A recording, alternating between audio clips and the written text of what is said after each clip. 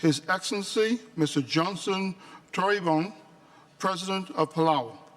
Your Excellency, you have the floor.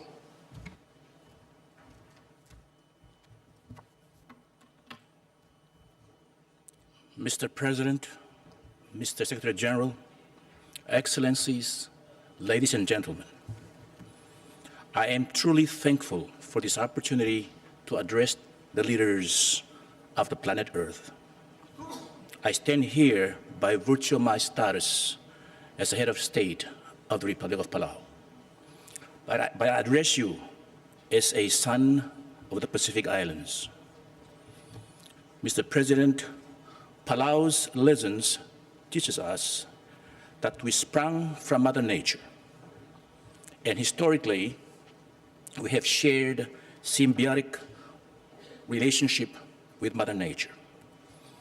But as a result of the accumulation of abuses which mankind has committed against nature, the capacity of Mother Nature for tolerance has been pushed to the breaking point.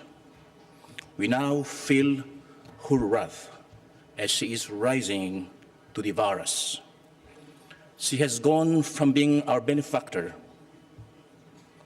to being our adversary in the form of climate change. Now, we are engaged in an epic battle against climate change to save our planet and humanity. Defeat is not an option. Mr. President, we are the ones who started this conflict with nature, and we must bring an end to this conflict. To end this conflict, we need to work together to harness all our resources, creativity, and determination. We need to move beyond distinction of class, race, creed, ethnicity, national boundaries, and color. And together we must relearn to live in harmony with nature. The existential nature of our work requires that all inhabitants of our planet must work together. And in this context, we advocate on the inclusion of Taiwan in these discussions. Mr. President, climate change is evidence of Mother Nature's desperation to be heard. I believe if we listen carefully, we can hear in her voice the call for reconciliation. For like a loving mother, she wants to bring us back to the right path. I'm afraid that if we don't heed her call, we may be doomed to eternal condemnation. Mr. President, let us respond to Mother Nature's call by taking drastic action to minimize greenhouse gas emissions. This includes moving from fossil fuels to renewable energy. In this conflict, green energy is the antidote to the toxic effects of climate change. I believe that Mother Nature is urging us to go green to save our planet and ourselves. Mr. President, we know the challenges facing mankind today. We need and must have a positive outcome from this historic meeting.